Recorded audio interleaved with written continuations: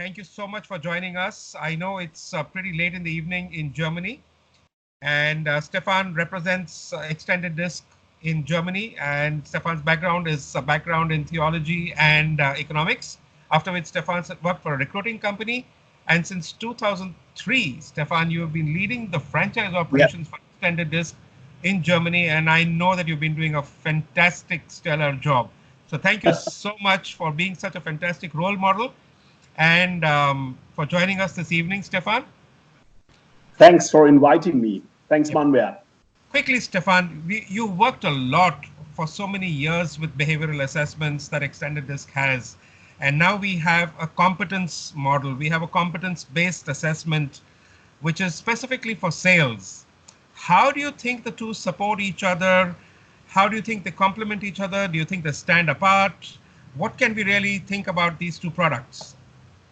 Let me start with the huge experience with behavioral assessments, especially especially from recruitment point of view, and also from it could be also in talent management and leadership.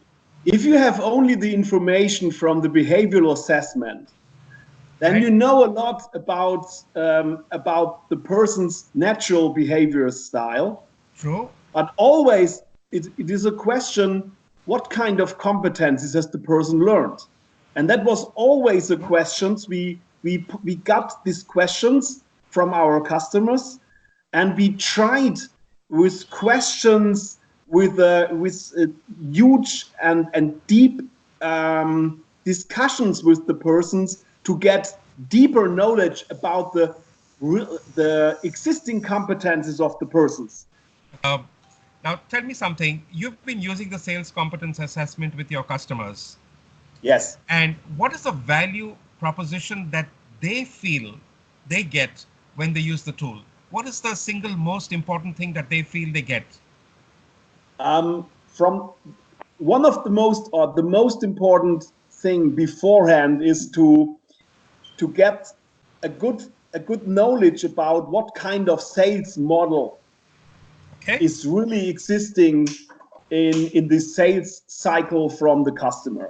All What right. kind of sales model is existing? And that sometimes was it was very it was not easy for some of our customers. It is not easy to answer, and so you need structure for that. Right. All right.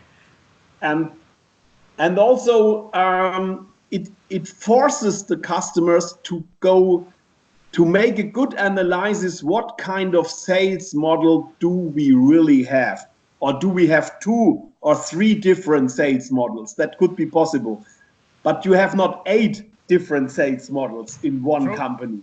True. True. So, do you think with this competence assessment, we're actually able to do a lot of consultation with the customer even before they do the assessment to help them identify their methodology, to find gaps in it, to make corrections, and then do the assessment? I think if you start with the assessment, you can start. It's Sure. definitely it's okay to start with the assessment. Sure. Then you have to find out. You have to find out the sales model. Let me make it in as an example. Sure. Your and my, that means our extended disc things business. We have the same topic. Sure. Sure. We have also to get a good knowledge what kind of sales model is most common for us.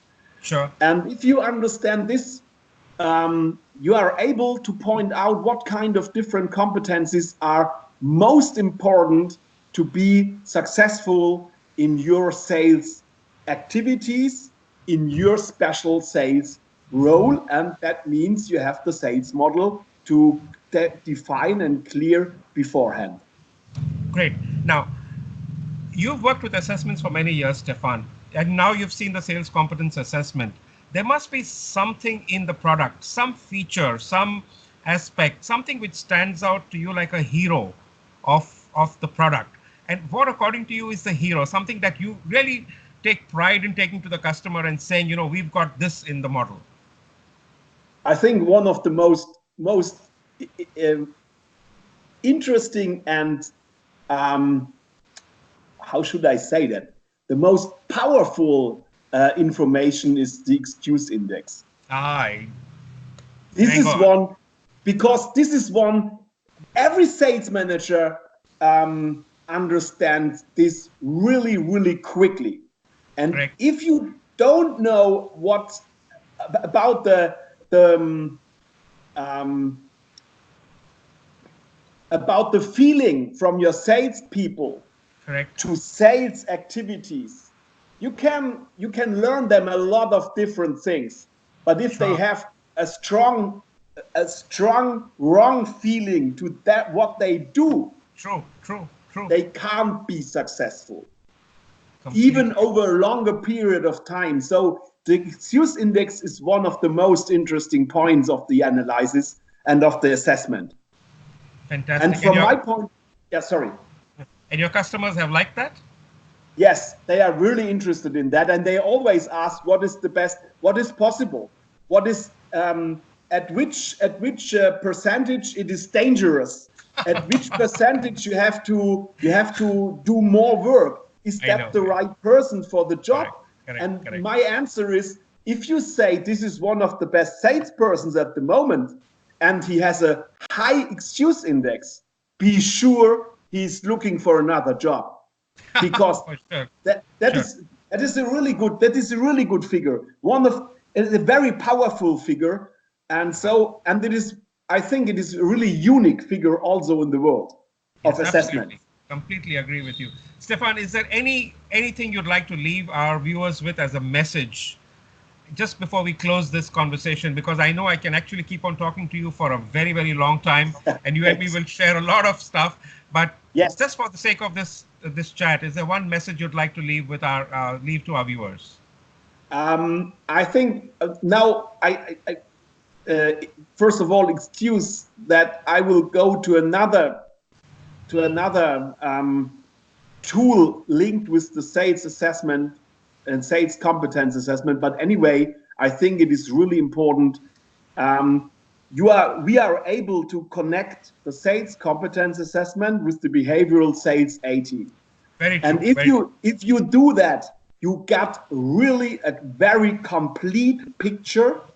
which gives the possibility for the person to go really deep in his personal life. What is the reason for one of the competencies which I'm not so high, but I have the natural behavior for that? So the Agreed. picture is a very huge and big one. And if you have the assessment, that is the starting point, and then the work begins. And it's a long journey. I understand that.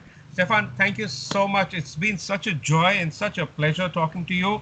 Thank you so much for taking out time from your schedule. I know you're busy and dealing with a lot of things at this point of time. So thank you so much for your time, and more importantly, for your perspective. I'm sure our viewers would love to hear what you have to say. Really appreciate and look forward to catching up with you soon on something else. All right, Stefan. Thank you. So thank Thank you. you, And Monday.